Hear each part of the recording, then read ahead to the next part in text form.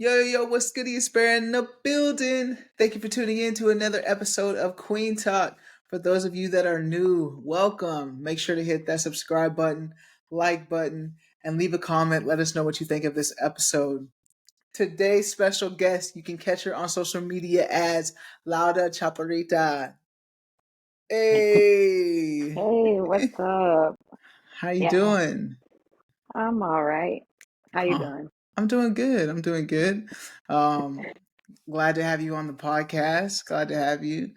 Thank you. I Thank you for for, having me. yeah. Will you introduce the guests? Introduce yourself to Yeah, the I'm audience. I'm Laura Chavira. I was from Mexico originally, but raised in Kansas City. Um, I don't know if I want to share my age. Hey, I I ain't guess mad at you. I ain't mad at you. You ain't got I to guess if you I don't can. want to. I'm older than I look, so I like people thinking that I'm still young. Hey, age ain't nothing but a number. Right, right. Guess I'm 35. I'll go ahead and throw that out there then. And Okay, you're that like, ain't oh even wow, bad. No, I'm 32. I mean, okay, yeah. same age range. We grown. We grown. Yeah, Yeah. grown folk talk right here. Yeah, I feel like once I hit my 30s, it just felt different. Like For sure, I definitely it had does. a it was like I get it when it's like okay, you're grown now cuz like the adult things like really start to hit you. Yeah, And I don't know for about you, but like in my 20s, I was like wilding. So in my 30s is when I was like get it together. Like grow up. yeah. I I still I definitely feel more grown. Oh, I didn't say my pronouns. I'm she her, but I mean they is okay too because I know I got a little masculine energy in me, so it doesn't offend me if anyone, Yeah. refers to me as they. But she, her is usually my preferred. But yeah, like definitely you go through a lot of changes after your 20s. I feel like 20s is cool to experiment and wild out, like you said. And well, let's get into because in your 20s, I feel like your lifestyle was a little different. Is that when you served in the military? No, I served young. I did one service term, and so by the time I was like 21, I was done. So Oh, yeah, so geez, I really served. young. Yeah, I served during Don't Ask, Don't Tell. So Dang, that was interesting. yeah. Wait. So how old were you when you entered the military? I was like 18. 18. Okay, so you right out of high school, you went straight to the military. What made you choose the military right out of high school? Honestly, it kind of like straightened me out a little bit because I was like, I started smoking weed, it started acting out, and I was like, I started dating women since I was in high school, and my first Okay. relationship was like a failed one, and it was toxic, and then so I became like reckless. Started smoking weed after that, and skipping school a lot, and actually, like my first girlfriend used to get army stuff all the time in the mail and stuff, right? Like lanyards and hats and t-shirts and backpacks and cool stuff. So literally one night I used to go to like street races and one night after some street races we were at my friend's house and I was on his computer watching videos and stuff and then I was like, you know what? I'm gonna enlist in the army stuff so I can get stuff too. Nah, a recruiter came to my house. Wait, right when you filled out the form and then a recruiter came to your house? Yeah, not like instantly, but it was like, a couple weeks later go by. And Yeah. actually, I was upstairs getting high with my friends and stuff. And my sister's panicked as can be. And she's like, Laura, there's an army person here. And I'm like, an army person? What? Oh my God. We're like all high. We're like, dude, what's going on? I'm like, I don't know. And we're like freaking out. We're like, oh. And then like I go down there and I'm like, can I help you? And then he's like, are you Laura? And I'm like, yeah. And he's like, yeah, you requested information on the army. And I was like, I wanted a letter, a pen. So I was like, that's They the pulled times, up girl. on you. They pulled up on you. And so, like, honestly, actually, what really happened at that moment was like, I told the recruiter, I was like, you know what? I'm supposed to be a senior, and I don't even got like 20 credits. So I'm supposed to have 33 to graduate. He was Mm. like, "Oh, that's nothing. We ain't worried about that. We take care of the school stuff." I was like, "Okay, you sound confident." And then I was like, he was like, I got a laptop in my car with the test in it. You willing to take it?" And I was like, "Look, let's do something." I was like, "We're not going to waste each other's time. So let's do something." I was like, "Bring that test and I'll take it. And if I do well, I'll join the army. But if I don't, then it's not for me." And he was like, "Bet." And S- I s- joined. So he pulled out the test right then and there. He went and grabbed his laptop from his car, and I did it in my living room, my mom's house. Dang. With my friends high upstairs panicked. Right. Wow. Wow. And so obviously you passed the test and then you just joined. That's how quick. Dang, he said, we about to get you right now. You He's like, didn't waste. "Desperate times, girl." Right. And you didn't look back. Yeah, And so you said, so you joined the military and what was that experience like? You said you were in the don't ask, don't tell era. What was it yeah. like? That it was so. When I left, I was dating a girl, and I actually ended up like breaking up Mhm. with her after basic training, and I stayed single until I didn't have another girlfriend until like 2011, and that was like in 2007. So like, I stayed single for a while. It was honestly it was scary because I did have a when we were in AIT, which is like your training, like your class. Mhm. I had this friend that I was really really close to, and you that person was obviously gay because she was this like stud, big, tall black girl, like tall, like 6 foot tall. I'm 5 foot tall, and so we were like really really close, and we were in the East Coast, and she was from DC, so we would hang out a lot, and she was she got in my bed one night and nothing ever happened with us ever. It was always like a very like platonic friendship. It truly was. And but she got in my bed one night and I told her, "If you get in my bed, make sure we're head to feet." I told her, like, and I knocked out, and she ended up we were misbehaving drink, so she was drunk. So like she ended up getting in my bed, and then they found us spooning, and so like then we got threatened with like getting chaptered out, and like it was very scary, truthfully. Like we were like panicked. I remember it was around the holidays, and we were gonna go to visit our families for Thanksgiving, and they ended up saying like, "No, y'all can't visit your families. You might get kicked out of the military." Like, and we're like, Wow. we're not even anything, like, and we're both Yeah. like, "Damn, bro, we should have done something in that case." But like, we were just always like homies, so we were like, "What the Yeah. hell?" And it was just like, and it's so crazy because I don't know what all happened, but I swear, I'm not even kidding you when I tell you our company commander was this white person, right? And so like, I don't know what happened, but all of a sudden, this stud person became our new company commander. And she was like, "Don't worry about it." And we were like, Uh, "What?" She was like, "Don't worry about it." We were like, "Oh," like we were under investigation. And then all of a sudden, it was like, "Don't worry about it. Y'all good. Don't worry about it. Like, go about your oh, business." And we are like, "What?" And then she's like, "Y'all need a pass for the weekend because y'all been through a lot of stressful moments." And we were like, "What?" Yeah. jeez. Well, I'm glad that was your experience. Like the investigation wasn't like too investigated, and you were able to get through that. I was Jeez. like, man, how I was like, did they call in reinforcements? Like, hey, bring that stud company commander in.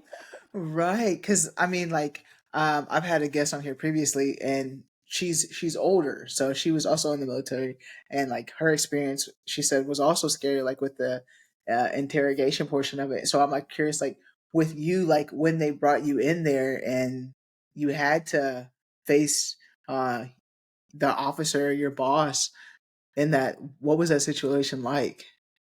Scary, honestly. And I was a little mad at my friend because I was like, bro, I told you this. And then like the sergeant that caught us, he was doing bed check. And it was honestly kind of frustrating because he was doing bed check and he like tapped us with he like flashed us with his flashlight, and then he like hits the bed and he's like, "Y'all need to get dressed and get out of bed." And we're like, "We're dressed, what do you mean?" Like he's making it seem like he caught us, you know what I'm saying? And we're Yeah. like, "What? We're dressed, like ain't nothing's going on here." And also we were like freaking out, honestly. And like I said, I had plane tickets already to come to Kansas City to visit. So like they were like, you ain't going to Kansas City to visit. Like, you might get kicked out. And I'm like, how am I going to tell? Like, what am I going to tell my family? Like, what am I going to, I What was did like you tell freaking them? out. What did I you don't tell them? even, I truly don't remember, but I know that like I ended up talking to my best friend and he drove my other best friends all the like 20 something hours to go see me because Aw. like they were like, we're not going to leave you alone through this, because they ended up like giving me a weekend pass. They were like, um, you'll be able to stay here in the barracks. You can't leave, but like you can stay in town, I guess, or something like that. And so no, they were like, at first they were like, stay in the barracks because you're under investigation, and then they ended up saying, okay, you can have like a weekend pass where you can be like within. I don't remember the miles, but it was like within like 50 miles of the base or whatever it was. Yeah. So I ended up like getting a hotel outside of the base, and my best friends drove out there and we hung out. That's dope that they came and supported you like that. Yes, Those are some real friends. Like yes, I know that like cuz that is like to be alone in that it's the holidays like yes. and how long were you away from your family? Like how long did you serve in the military? Just one service term. One So I was, service. yeah, so I was gone from like '07 to like, I didn't move back to Kansas City till 2011. Okay, okay, you did say that. So 2011, that's when the don't ask don't tell thing like got lifted, right? It was like Yeah, I got out in 2010. And so oh, like things changed right after, like I feel like right after I got out, things started to change. yeah. Yeah. Well, It's different. yeah. Do you think like joining the military at that age like it did what it needed to do for you though, even though you dealt with that situation like discipline wise and your reasoning for joining? Yeah, I definitely feel like it gave me like, I feel like I already had a really good work ethic because like my dad made me start working since I was really young. But just it did make me, like what I was telling you about, like had my bed made, just certain things that they engrave in you. There is a lot of like toxic stuff too that comes from being in the military that I feel like I had to like break myself from as well. Mm-hmm. But it was a good experience for sure. Just the people you meet, like I'm a chatter, you know what I mean? Like Yeah. I talk to people, so like um, you get to meet people from all over. I was deployed to the Middle East, so just like being in the Middle East, like a lot of the local people thought that I was Middle Eastern, like because Yeah. I guess like sometimes I don't know, some people could think that I'm a different nationality or race or whatever. So like I definitely had a lot of them thinking that I was from that part of the world. Yeah. That's yeah. What advice would you give someone young? Because they're still very much like in the schools, like recruiting wise, like um the ROTC. Like, what would you tell someone or advice like if they're so young and wanting to join the military the way Ooh, that you did? Like you joined, like they literally you signed up. They gave their yeah. 2 weeks, and like I feel like it just like, happened so fast, but you didn't even like have a chance to like change your mind. Well, it was because I honored my word too. I feel like because I did do the delayed entry program because they had to like help me get my school stuff done. But I did like already say like I'm gonna do it, and I just went through with it with my recruiter, because we did Mhm. the test. That was like a practice hazmat test that he Mhm. had on his computer. But I will say like there's more options out there, and it is tough if you're a person of color or if you're a queer person. There are a lot of like difficult things being that in the military. And I mean, I would imagine that it's changed a lot nowadays, but just hearing other stories from people who were a little bit older and experienced things, both men and women, a lot of stuff was almost like hate crimes that, people got away with doing to people in the military. So Mhm. again, I know times have changed.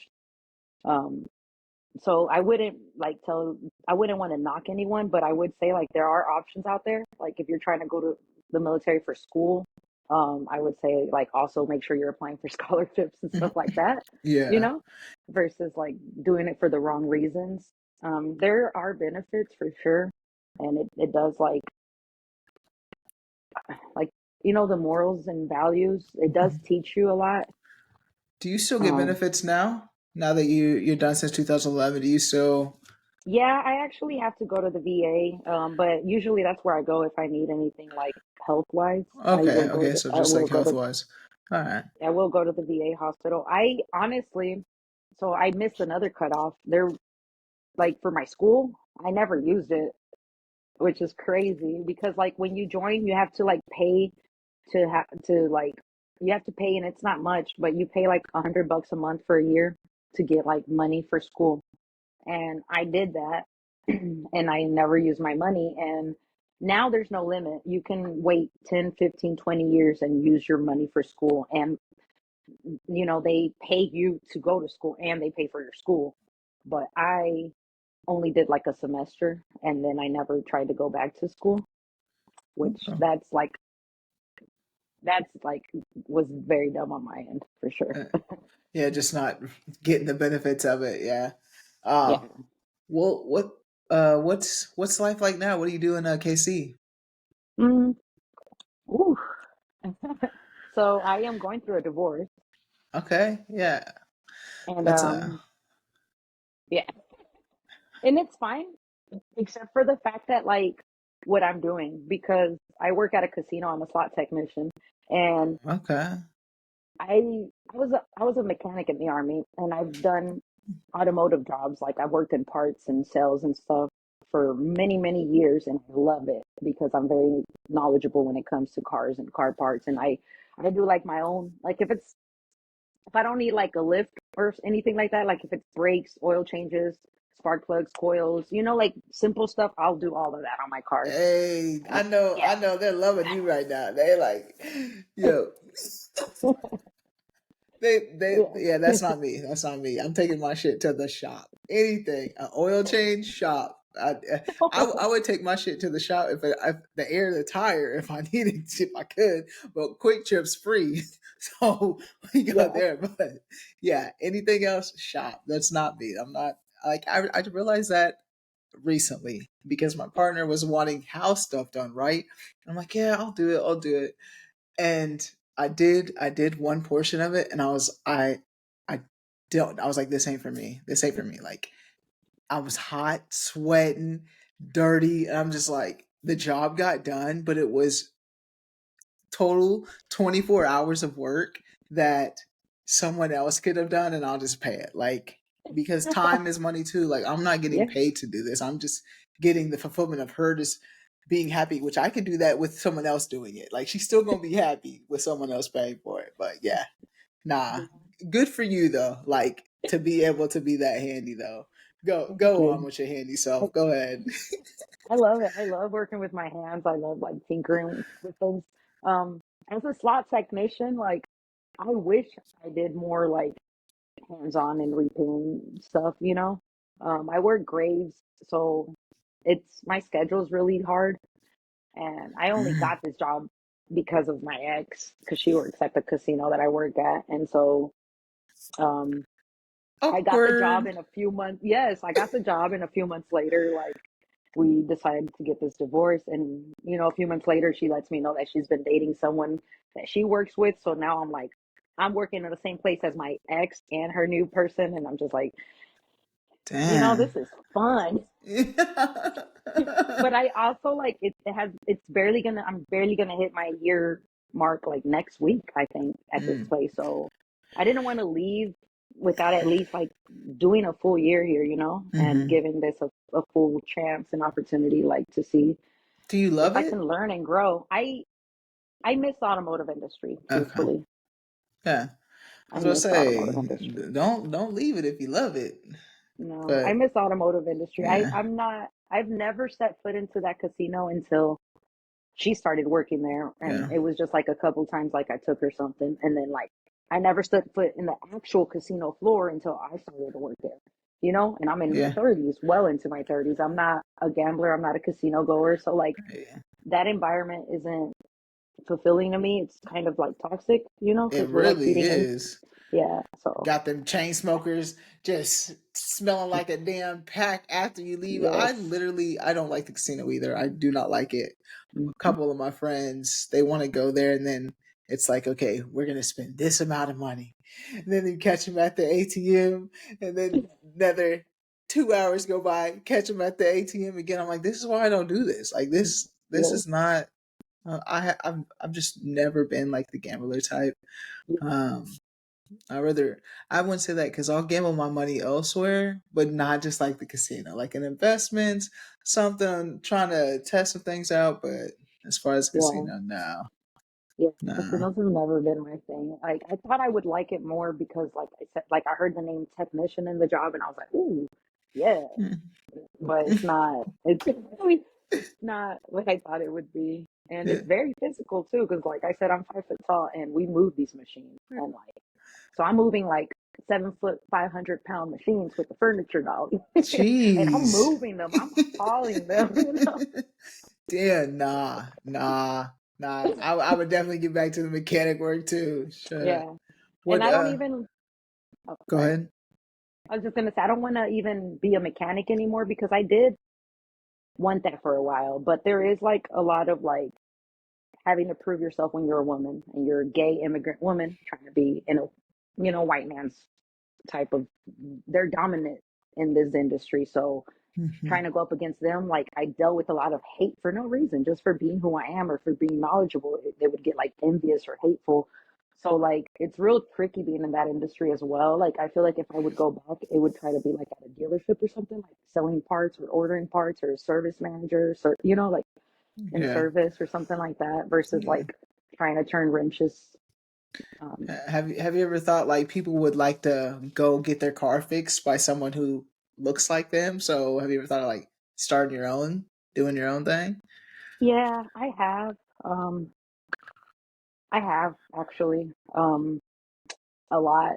I don't know because it does like take a lot also to like start your own business. And like I said, Oh yeah. it's it's not an easy business. Tools aren't cheap. Like I met a mechanic one year that spent like, you know, tens of thousands just keeping his Yeah. business alive because Hmm. he was sick and he still was Yeah. buying tools and stuff. You know what I mean? Like, Yeah. Definitely. no, Do you feel like Kansas City though is pretty diverse? Like, yeah, it's diverse. yeah, It is. yeah.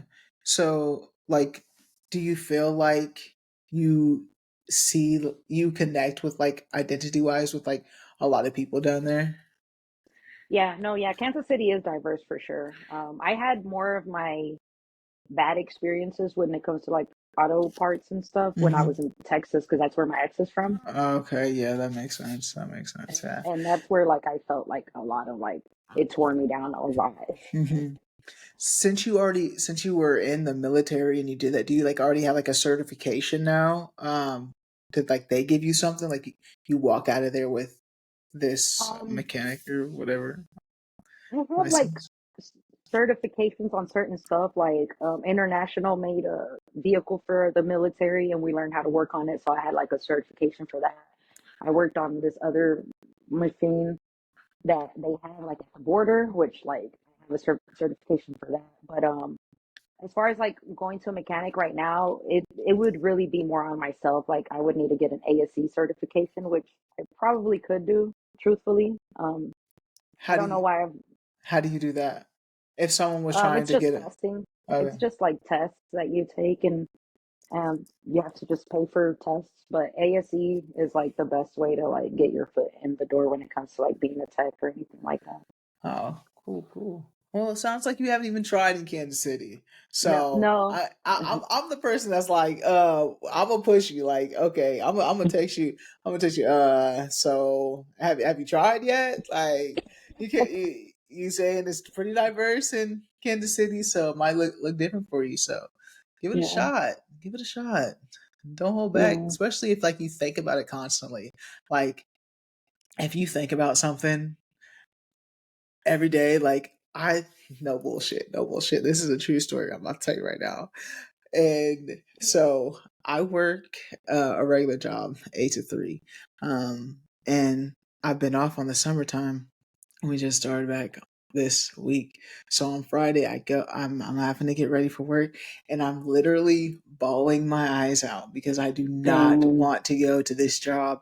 And I'm like, man, Kueen Talk. like this is my way. Like I'm really trying to like get this going and like make this my 9 to 5, 8 to 3, so I don't have to wake up. But I was Yeah. just like, I got to figure it out. Like I Yeah. know this is not what I want to do. I'm not trying to do this for the rest of my life. So Yeah. that day I'm just like, okay, what can I do more? How can I expand my, like, what do I got to do? And Yeah.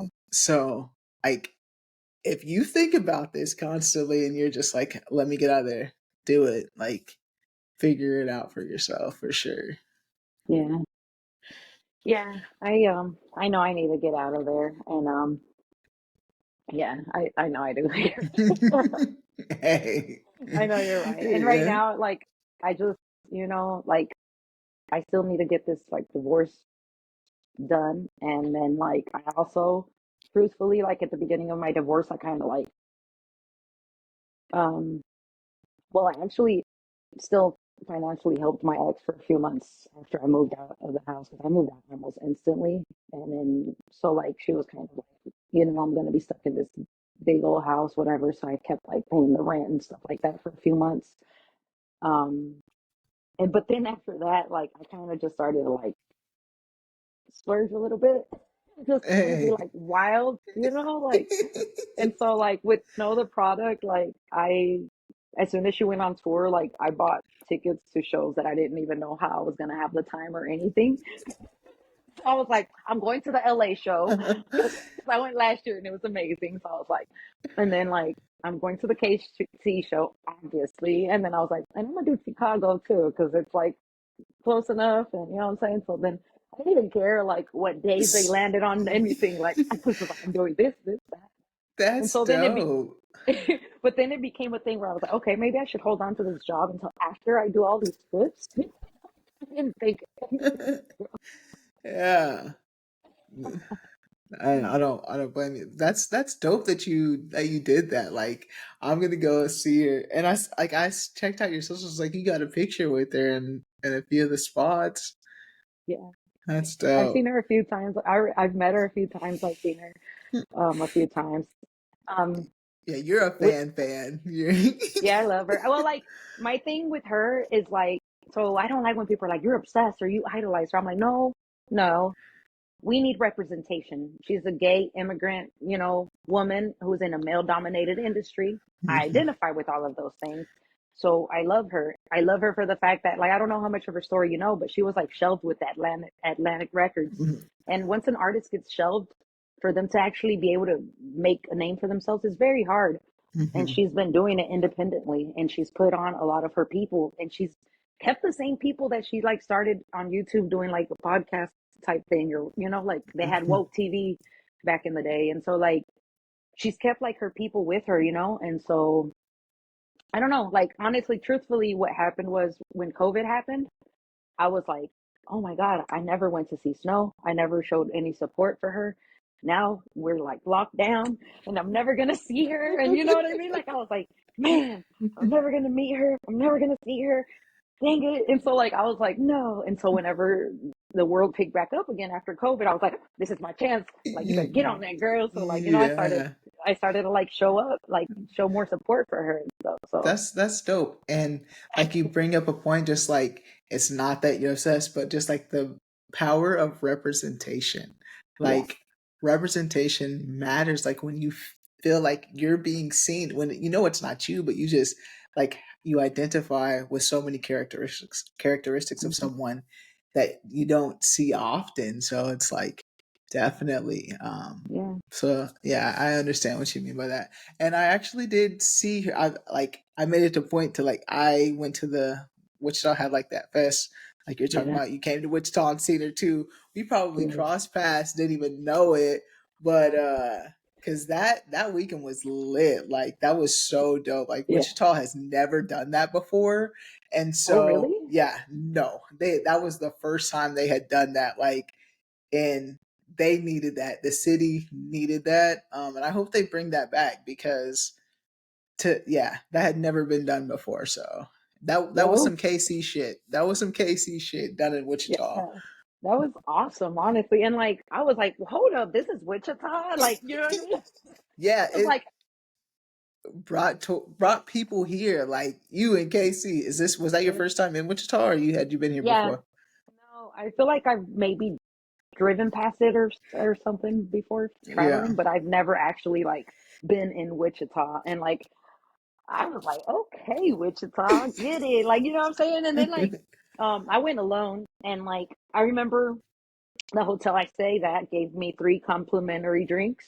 And so I luckily have not been drinking because I was out of control at the beginning of my divorce.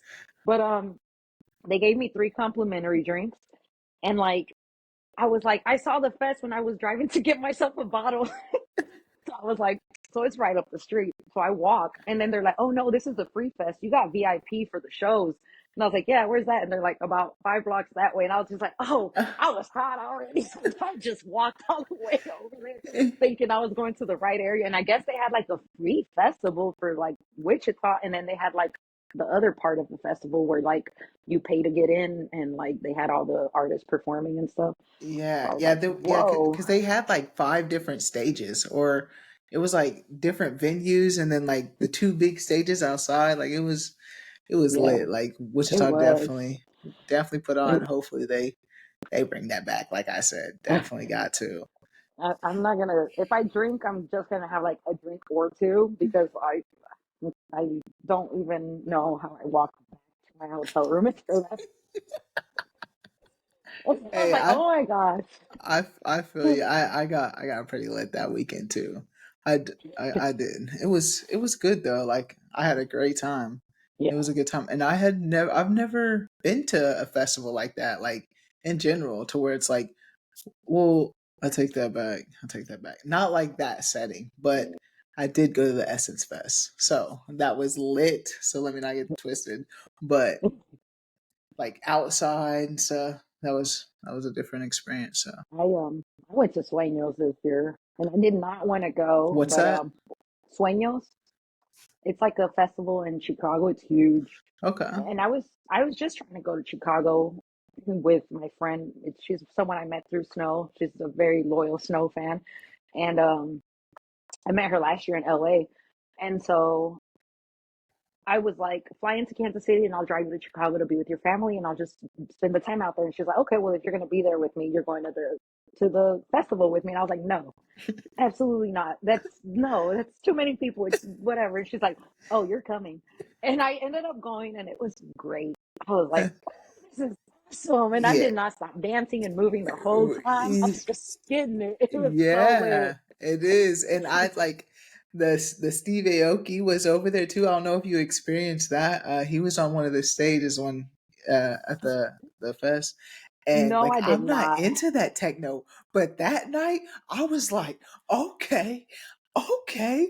And then the bass was hitting. I was like, okay, this is why they love it. Okay, let's go. And I was just like He had getting snow it. on Like the on did you see snow when he was on there? Because he had snow with him like for a moment.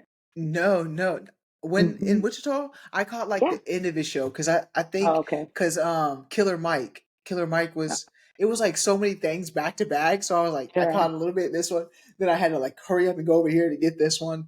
But they had like Killer Mike and Steve Aoki all in like the same around the same time. So Oh, okay. yeah, Yeah. but I You're like, did see which one? yeah. Snow had her own though stage, so I Yeah. did see her by Yeah. herself. Yeah. Yeah. But No, yeah. that was lit for sure. And then afterwards, like I had people on my TikTok and which even before like I had a couple people who were like, hey, Laura from TikTok, and I'm like, what the hell? What is, dude, this is crazy. And it was because of the I had done some challenge videos for Snow the product and they Okay. recognized me from it. Uh, So I was just like, whoa. And then one of the girls had a matching shirt as me, and I was like, hold on. I had two snow shirts on. I took off one of my t-shirts and I was like, we're twins now. And so like we were getting selfies and it was so lit. And then afterwards I had people on my TikTok like, hey girl, I was trying to get your attention. I was at the music festival behind you. Like I got uh, videos of you on my Snapchat, this and that. And that's I'm like, what? dope. That's dope. I That's was in my dope. own world though. I really Yeah. was. Even you out here giving representation for other people. Like they see you out here. And you mentioned like TikTok and social media and stuff like that. Um when did you like start getting into it, like posting every day and constantly? Um, so I started using TikTok at the end of 2019, but I wasn't using it like that. You know what I mean? Like I did like I actually did a Tech Nine and Snow song with Nave Manjo. Um, and so I did that. I just did a video to that song, and then I didn't post for a while, truthfully. And then like I would just start posting randomly, and then I had a football video that blew up, which I hated because I was just getting bullied over this video. And I was just like, oh gosh, of course. And and I don't even watch sports anymore, truthfully. I'm in Kansas Because of the City. bully, because of the bullying in the video, or No, I just because I almost felt like it started becoming my identity. Like okay. people would like if it would be my birthday or a holiday or anything, like all I would get was Kansas City Chiefs stuff. Like literally, like What was the like video? okay, so whenever whenever the Chiefs and the Titans were going to play to go to the Super Bowl, I have a buddy who lived in Houston, and I was, like 30 miles north of Houston back then.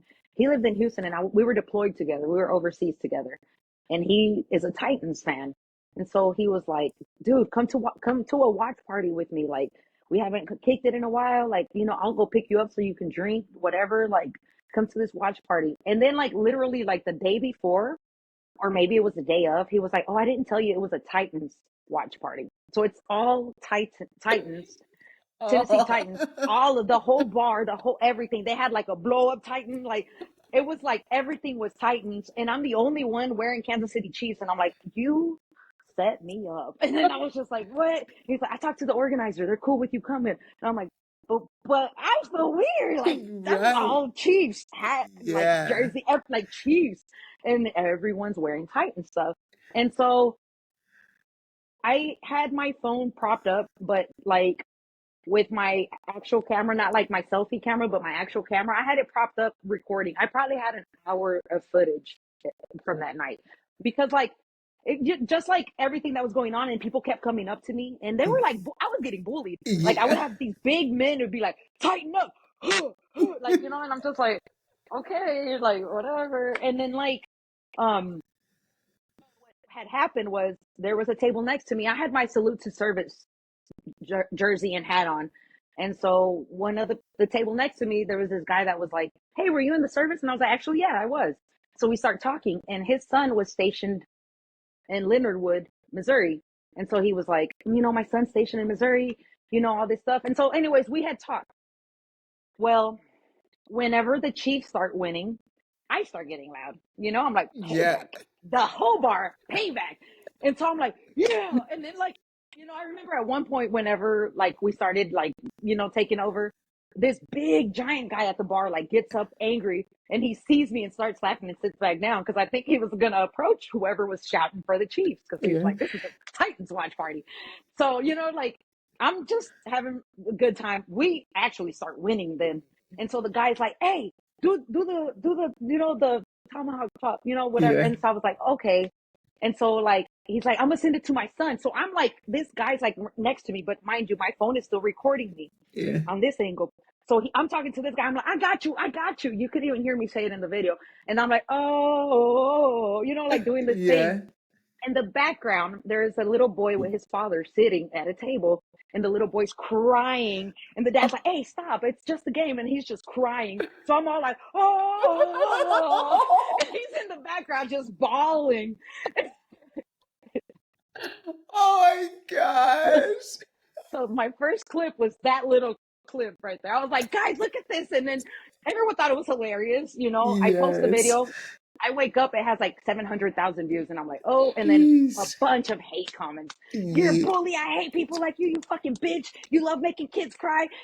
Hell's got a special place for you." And I mean, it happened for months. Oh People would go my to my gosh. Instagram and message me and be like, "You're going to fucking hell," and this and that. And like, just mean and hateful. And I was just like, holy. And then the kids' parents ended up making TikToks, and they were like, hey guys, like we're his parents, it's fine. Like I was, and the dad's like, hey, I was telling my son to stop crying because it's just a football game. Like it's cool, we're good. Like, and they're like, she didn't even know what was going on. Like it was just, it got out of control. You know what I mean? Yeah, that's just like the context. People don't even understand. Like, people just see the clip, one clip, and just automatically think they know what the hell's going on. Like, Yes. that's a prime example of it. But that shit is funny, and you knew what the hell you were doing, and that is freaking gold, though. That is funny. That is funny. And you guys won. You guys won that Yeah. game, so Yeah. it made it even Yeah. better. Yeah. Yeah, I'm not. Yeah. I'm not a Chiefs fan. Fuck the Chiefs. I'll say that on camera right now. But Raiders all day. Um. Not our team. So. But yeah, that is hilarious. That is hilarious. Yeah. It was That's quite, good. yeah. But yeah, like the bullying though that comes with it. Like once you do, like I've noticed, like on anybody's viral video, Mhm. there's like people are just waiting to just hate on you. Like, Yeah. so now you say you don't watch sports and stuff like that. So like that took a toll on you. Like, how did you manage to get through all of that? Like all of the bullying stuff that you were dealing through at that time? I turned off my comments on the video, and then I ended up just taking the video down, and it had like Mhm. 1.7 or 1.5 million views by then. And I was just like, yeah, I can't handle this. And because people, like I said, people were going to the extent of finding me on Instagram to like private message me because the comments were off. So it was like constantly getting private messages on Instagram. And it was like, I'm a very, like, if you actually know me, I'm a very like empathetic person. I'm very sensitive. So it's like getting constant, like, I fucking hate you. You're a fucking bitch. You're a fucking bully. Hell has a special place for you. Like that, like really messed me up for a while. And my ex-wife would be like, you're over here crying over a 10-year-old boy that's probably at home messaging you right now. You need to like pull yourself together because you can't let these people get to you. If you want to keep making videos and stuff, you're going to have to know that there's going to be people who are going to be like hateful towards you just for who Mhm. you are. And then I had different people also like tell me like, dude, like you're good. Like, we know that's not who you are. And like, so you know what I mean? Like that kind of like helped me. I mean, I have a video right now that had got over 1 million views that um, I've been getting daily notifications on TikTok for, and I just recently replied to one of the comments just because like that day I was just like kind of like in my feels. But usually what I do is like I don't even reply. I'll just delete the notification from my. You know what I mean? That's how Mhm. like just delete it. Don't give it the energy. Don't give it the time because it is like what you said. Like I feel like there's a threshold once you like hit like 20,000 views, for example. Past that, people get ugly for some reason. It's Mhm. like, they automatically, no matter what the video is about, No it's like they matter have enough what, views. it could be a animal, and they like a picture of a dog, and they're still just like upset, like just bitter. Yes.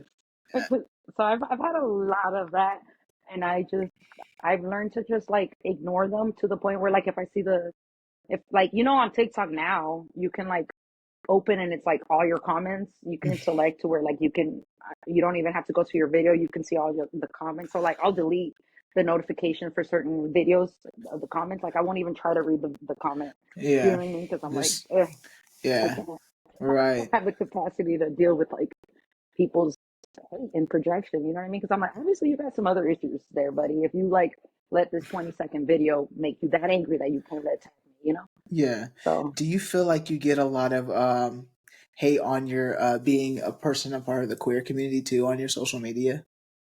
At first, I would get a lot of it comments. What is it? What is it? A boy, a girl? Like, what is it? And they would like call me it a lot. And I'm like, where is this coming from? Like, Ah. what? And like honestly, it made me like a lot of myself, truthfully. And like that's why in the beginning I was like, you can call me they. It doesn't matter because back then I used to like take things more personal, and now I've like learned to more like embrace that I do have more like a feminine and masculine, Mhm. feminine. Hey, we're gonna create that word. I love it.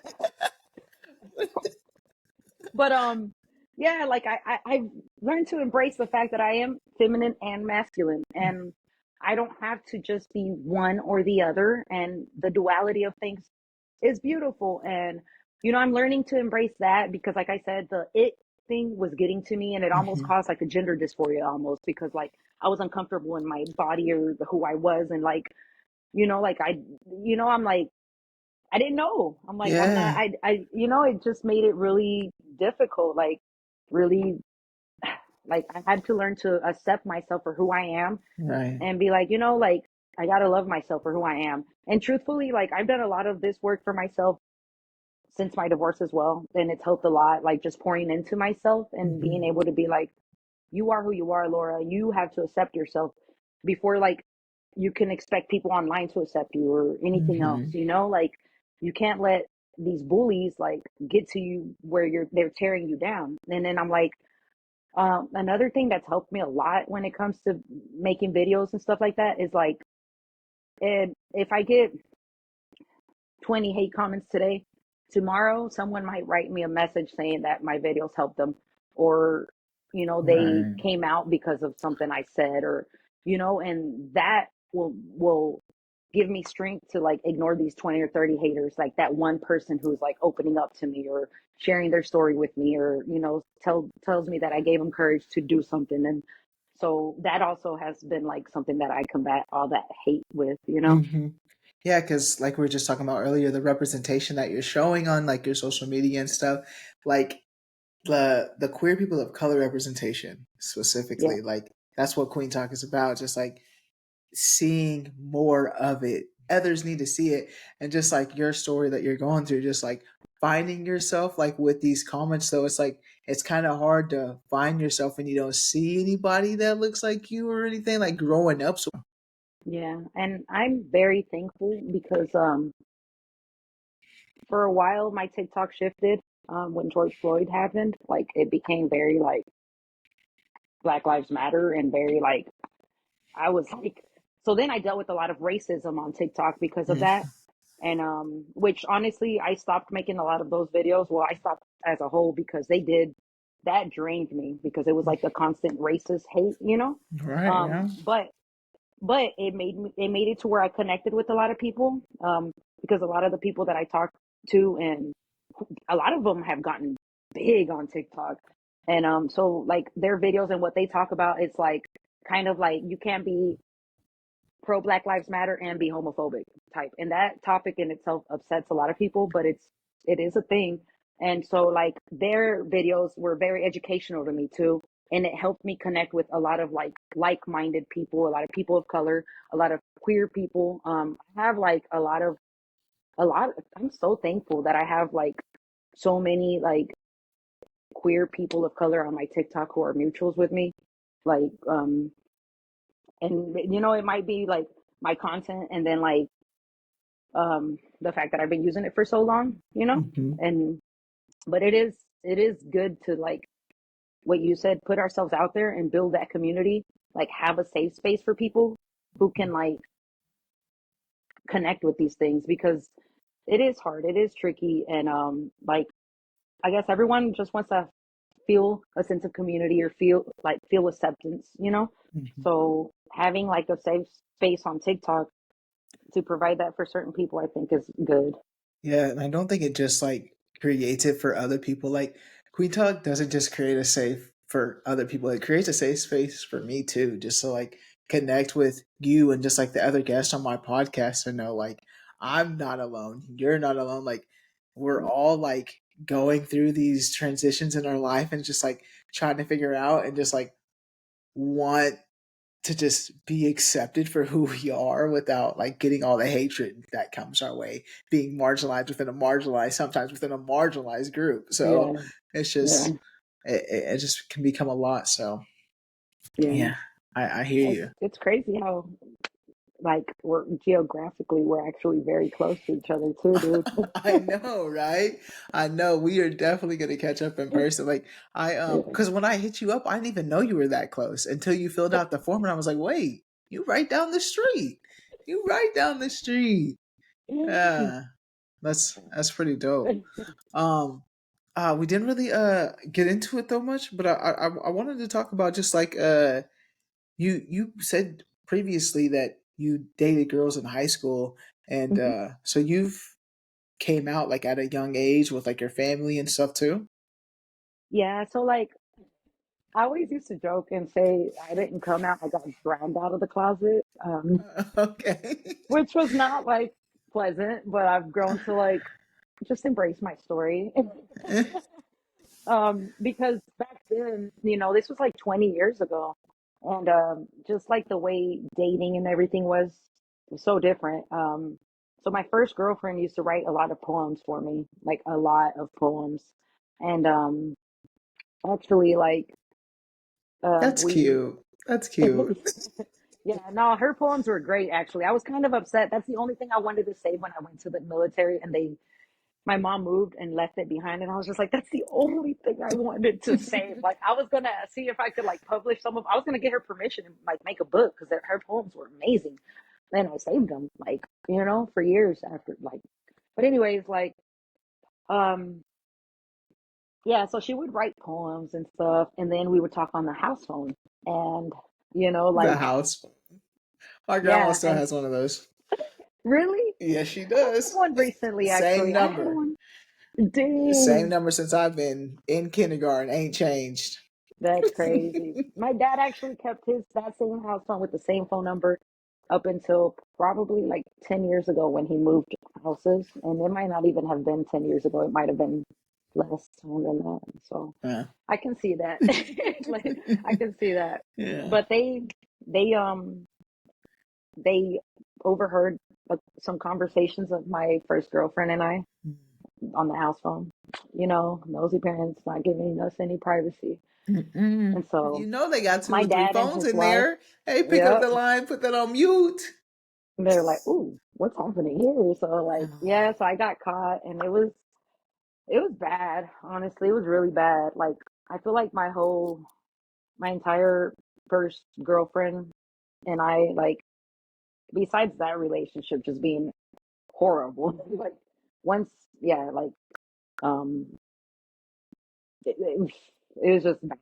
But besides us, like, it being a bad relationship, like, it was just bad the way, like, it was with my parents, and my mom worked at a church back then. So like, and I'm a mm, mommy's girl, so like my mom was very conflicted for a very long time. But now they accept me. I remember when I was in my 20s, I tried dating a guy, and that was very toxic as well. And after me and him broke up, I remember my dad, and he's a very old school Mexican man. Like his dad is from the late 1800s. Like my grandfather. My grandma was from 1916. So like they're old school Mexican people. And so like I remember my dad after I broke up with this guy, he was like, I'm glad that you're not with him anymore. I like the way you look and the way your happiness is when you're with the woman. And I was just like, oh, what? That like, okay, like, that's I was dope. like, all right. That's nice reassurance. That's nice. How long did it take for you to get there though? Like you said in high school, so till you were 20, so it took some years. Like when I was in the army was when my dad started to like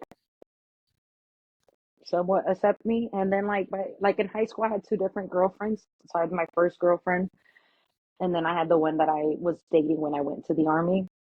And like my first girlfriend, like I said, she was toxic. Like she cheated on me and would like hit me and be very abusive. So I feel like learning to accept me being gay and then learning to accept me not being loved properly was like not a good thing. So like Mm-hmm. it was just hard for everyone. So like by the time I dated the second girl, she was like a very chill person. Like Yeah.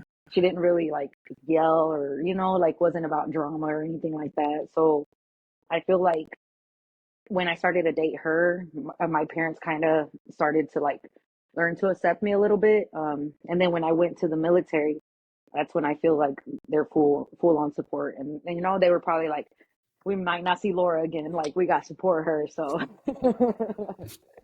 Yeah. So yeah. how did you guys navigate that? How did you navigate that while still pursuing these women while you know your family is not accepting, especially at a young age when you're still living with them? Yes. So like I'm telling you, my first girlfriend, it was really toxic, but like we didn't come out for a while. And so, you know, her parents found out after my parents because of my parents. So like I used to go to her house a lot, and her mom and dad like loved me, like absolutely loved me. And so um I would just like sneak out a lot and be at her house because her parents loved me. And I remember at one point like my dad very aggressively removing me from their house, and the parents were like, do we need to adopt Laura, like, and then he's like, they're fucking gay. And then like then her parents are like, wait, what? Like we they were friends, so like it was just like like, oh. But then like, so my first girlfriend's mom, like she just had like maybe like a couple weeks of confliction, and then she was just like, you know what, Laura, I love you. Like I love my, and now that person is trans, my very first partner. So like their mom is super accepting, you know what I mean? Like their mom took like a week or two to like get their thoughts together and get their emotions right. And then they were like, I love you. Like you're still, I've been saying you're my daughter. Now you're actually like my daughter because you're with my daughter. Like, so Yeah. it like that, my first partner's parents really kind of like would give me like a place to be, you know what I mean? Like when it Okay. comes to all that. That's good. So that was like your escape route during that time. It's just like because your partner's family became accepting of it, and that's what got Yeah. you through. So, Yeah. all right. So your family just never really came to it till you said like you got to the military. And was your family accepting of like your ex-wife, like your wedding and stuff like that? Like they Yeah. fully support you now, like 100%. Yeah, yeah. Good. And I mean, like I said, I feel like by the time I had my second girlfriend, it had been a couple of years, and like they they kind of accepted me more, and my second girlfriend's parents were also very, very accepting. And by then, like I was working a lot and stuff, so I would like stay with her a lot, like I Hmm. had my own vehicle, all this and that. I was in high school, but I was also like acting like I was an adult, you know what I mean? So like, Yeah. and so like by then, like really, my parents didn't really. It's not that they didn't care, but they kind of learned to just be okay with me. Hmm. More my mom than anything. Like I said, with my dad, and I've always been more with my mom. They divorced when I was young, so like I feel like my mom learned to like accept me and love me, and like I was always a mommy's girl, so I just feel like because of her working at a church and the way the church is with this whole subject, which that's another subject right there. But so I feel like she just felt very conflicted, not knowing how to like accept me, Yeah. and not knowing how to like accept like the religious part of everything and me and loving God, and just that confliction that my mom had. But I feel like she accepted me first, and like as far as like my parents and all that goes. Hmm. You mentioned just like religion and the church and stuff like that. Or do you have a relationship with God? Are you spiritual? Yeah, I would say more spiritual than anything. Like Mm. I like in the last few years, like I grew up very religious. My mom worked at the church, and then like I had moments on and off where I would go to Christian churches, like Baptist churches. When I was in the army, I started going to a Pentecostal church, and even after the army. So like when I moved back to Kansas City, I didn't have a single pair of pants. All I had was skirts, jean skirts, whatever skirts, dresses, all were dresses and skirts, everything, because I was going to a Pentecostal church. And I feel like I dealt with a lot of self hate because of church and stuff. So I started to kind of like I wanted to kind of like, because I always felt like very spiritual. And so, I started to kind of look more into like, well, you know what? I have a lot of indigenous in me, and we're not even meant to worship this, And so I just started to kind of reroute the way I thought about things. And now it's more like earth, and, like I am thankful, like for, and I do like talk to earth, but like, and like, I don't know, it's definitely not like the Christianity way of Yeah. things anymore. Yeah. I'm like, And there's further history than that. mhm. And you feel like that got you because of just like what is said about you about the religion? Do you feel like that is why? Um, I feel like that's what started this because, like, I don't know if you've heard of 1946, the movie, but like, it's pretty cool because they like basically, it's like a group of like LGBTQIA people who were religious and had like a lot of self hate and a lot of conflict because of that. And they started to like look into the fact that in 1946, they got a group of people together to interpret the Bible in a bunch of different languages. And they removed the pedophilia and added the homosexuals instead. And so it talks about that. And, you know, I haven't even watched the movie. It's finally out, but like they've just been like showing it in certain places and stuff. Um, but I was like waiting for it to come out for like 2 years when I Yeah. first heard about it. I just had I just looked it up. It's yeah, it came out in 2022, so just a couple years ago. It Yeah. says 1946, the mistranslation that shifted culture. Yeah, yeah, but this is my first time hearing about it, so I'll definitely have to check that out. I'm really into documentaries though. I like documentaries. Yeah, and it took them like almost about 20 years because there's like a bunch of archives that they went through to like really do like their digging and homework and investigating and stuff. And so, but again, like it was hard for me because like when I was going to church, like I have like I'm like, I can walk into a church right now and give a testimony and I'll have everybody to like, praise the Lord, you know, because I've had so many beautiful things happen to me and I've had to teach myself, not teach myself, but kind of like accept, like, okay, maybe it wasn't like the way that I was taught, you know, it's like more of a spiritual thing. And like, you know, like, I don't know if you've seen how people talk about like God being within all of us individually. Like, that's kind of more of like what I feel like we all have, like, it's like more of a spiritual thing. And we're all like energetic beings as well. Like, it's all energy, you know, like, so that's kind of more where I'm at. And I truthfully don't even share this often because of like the stigma and judgment that still comes from that because we're Hmm. so like engraved in like religion and like Yeah, um you know, so like it's hard for like, this is probably the first time I've actually like publicly just spoken about this like this. I think maybe I was talking about it on my live once. But you know, yeah. there's like 10 people watching. Yeah. Yeah, I'm sure you're not the only one that feels this way. Um I think just like in general, just like I'll be interested to like watch this movie to really see like what they say because I've just like always been like interested like okay, is what's really like said in it because like I just recently started going back to the church and getting closer with God and stuff. So I don't know the Bible like that. Like I'm not like the one to like throw a scripture out there or anything like that. But just like I just know like spiritually like I am blessed and highly favored and just like feel the connection. So like um I definitely would love to watch that movie and see what it says. So Yeah, once we hang out, I'll share some of like my experiences when I was going to church.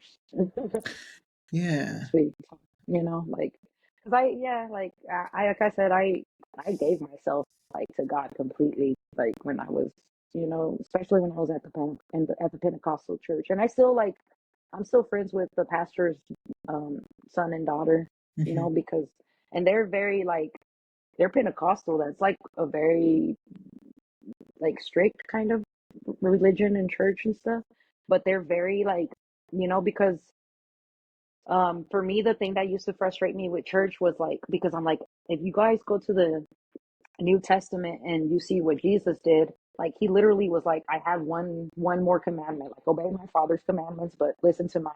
And it's like love your neighbors. You know what I mean? And like, and I'm like, and they don't do it. Like I feel like I took in a lot of good things from the church and stuff and like the teachings and like, you know, like, and so I love the way I love her. I am the way I am with people because of that. So like, you know, I can't like hate on that because like it taught me a lot of great values as well. Like, hmm you know, like how to love people and just how to accept people, not to judge people, helping people, you know, yeah, like I've read the Bible. It's been forever, but you know, I have read the Bible. Because like I said, my mom worked at a church for like 20 years. Yeah, and I mean, you said you were like wearing the skirts, like nothing but the Hmm. skirts, and literally like. So, have you always been like? Well, obviously you wore skirts and stuff like that. So, were you always like this masculine presenting growing up? Were you always like that? Yeah, I've kind of always had like the more masculine energy and stuff, Mhm. honestly. Like, Yeah. I was very, very athletic growing up, just naturally. Like, I have an older brother, he's just a couple years older than me.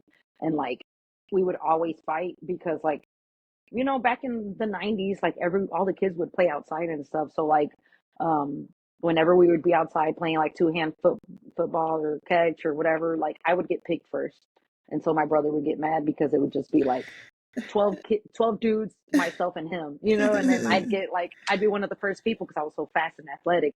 And so he'd run inside and tell my dad, Laura's being a tomboy, like, and I'd get called inside because I'm being a tomboy and I'm out there with all the boys, like being rough. And, and Well, even like what in a Mexico hater. too. Right? Yeah. How is your guys' relationship now? Like now that like you're out, how has your siblings Not. been? My sister actually, she was like the first person who fully accepted me right away. And she was like, she wrote me a letter. It was like, Oh, P.S. I always knew you were gay. She was like young, like 13, you know what I uh, mean? And like she always accepted me. Like yeah, like my younger sister has always, she's got like a rainbow and it says equality tatted on her arm. oh, Like she's always been like super, accepting of me, super loving of me. Um, my brother and I, we don't really, like, I feel like, truthfully, I feel like he still hasn't fully accepted me. yeah. So it's there's a lot of um machismo and stuff where I'm from in Mexico. So unfortunately, I feel like that does like affect the way people view this. Hmm. So Do you see that from like other family members in your family as well? Do you feel like you get that same energy from them that they're not accepting of you? um Just like extended family, like when you go to meeting or reunions or family gatherings and stuff like that. no, I feel like most of them, because I'm like the clown. I'm like the class clown. When we get together, I'm like just everybody's laughing, this and that. And so like it's like I feel like they enjoy my presence when I do show up because I honestly like did my thing for so long that they're like, I wonder if Laura's gonna come. So like when Mhm. I do show up, they're like, oh, Laura's here, like, and so they accept me and they're loving with me.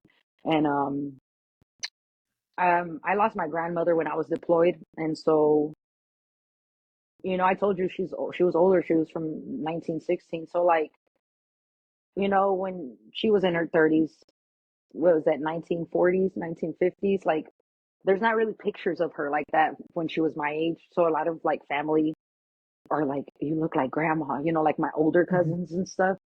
Because my dad's in his 70s and he's the youngest of his siblings. So my cousin's age range is like crazy. Yeah, So I have like cousins who are like 50 or, you know what I mean? Like, yeah, huge and family. yeah. And so I feel like most of them all really do accept me, and especially like Good. after we lost our grandma, like they were all like, Laura looks like grandma, like she's the only one and we don't have pictures of grandma. So like it made it to where like people were like, we just want Laura around because she's like grandma. And so like I was like, bet that's cool with me.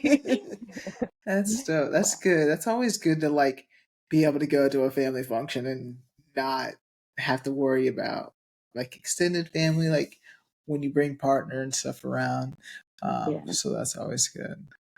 And so you don't have any kids, right?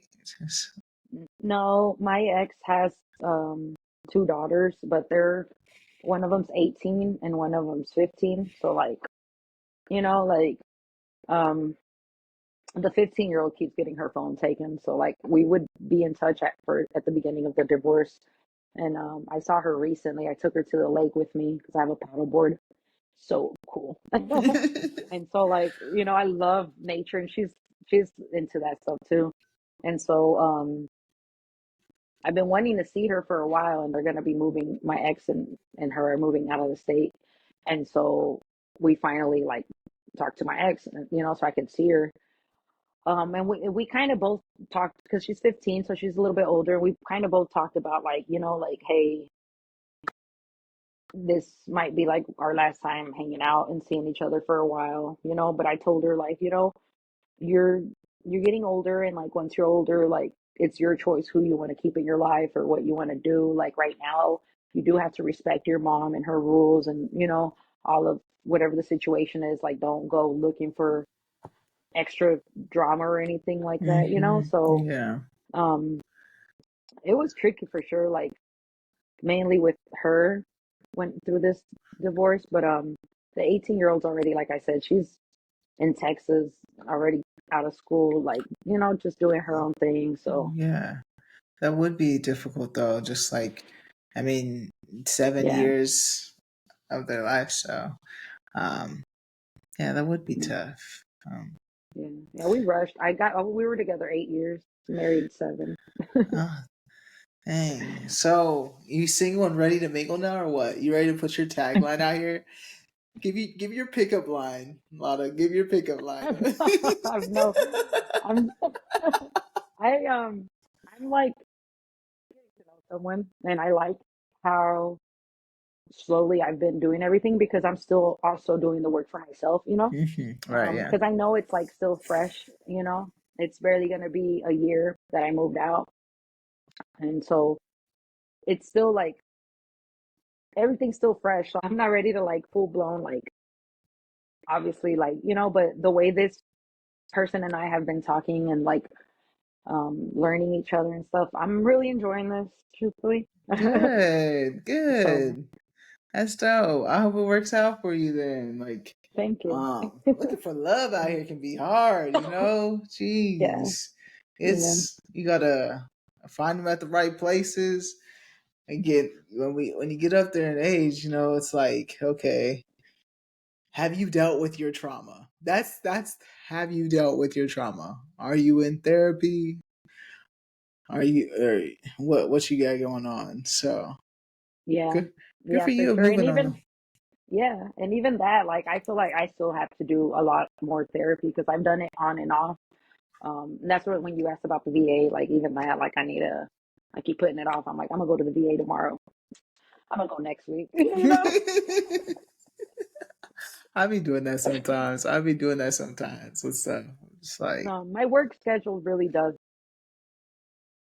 for a lot of things, though, because, like I said, I work grades, and like I'm off Monday and Tuesday nights, but like I'm getting off of working all night Sunday, and sometimes Sundays is when we move the machine. So I'm physically like active, and then so I sleep all day Monday. You know what I mean? So then it's uh, like I have Tuesday, and then it's like, do I want to socialize or do I want to go get adult stuff done? Do I need to go see my mom or do I need to, So yeah, it's y'all that them that work that shift are different. Like yeah, that's a different breed. I can't yeah, do that. I can't do that at yeah. all. It's a different breed. Once, yeah, I feel like once I'm back from LA with this snow concert that I'm going to in October, I'm definitely gonna have to make some changes in my life because it's also not good for, like, I feel like it's not good for your mental health, like working those hours. And I'm a morning person, I'm like, wake me up at 5 a.m. please, let's Yeah, go watch the sunrise, like, you know what I mean? And like getting out yeah, at work at 5:30 in the morning is like, oh, yeah, like, definitely not. So you're going to Snuller Product in October. Is that's the last one of the year for you? Is that her yeah, last that's the tour? last one. Yeah, Uh, that's her last show and her tour. that's gonna be lit. I know you're gonna have a Yeah. great time. Yes. I Um, did. I went last year. Amazing. Lotta, what would you like to leave the audience with today? Um, just learn to love yourself. Really, learn to love yourself. And I feel like once you start learning to love yourself, then like the right things will fall into place. The right people will come to your life. You'll attract the right things, the right people. Yeah, I love it. I love it. I um I want to thank you for being a part of Queen Talks podcast. Your story, jumping into the military at such a young age. I mean, That's so wild to me. I'm still like just stuck on that. Like they didn't give you a chance to say no. Um, but yeah, just like dealing with that during like the don't ask, don't tell era, and just like having to grow up really quickly, just Yeah. entering a job like that and a career like that. Um, and just like the representation that you're giving for this platform, I just appreciate you coming on here and sharing your story and being vulnerable.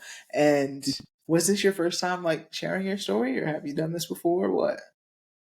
Um, yeah, no, I did a different style. Like I did a podcast, but with like a Chicana, and it was like focused on different types of things. So this is like my first time ever doing anything like this.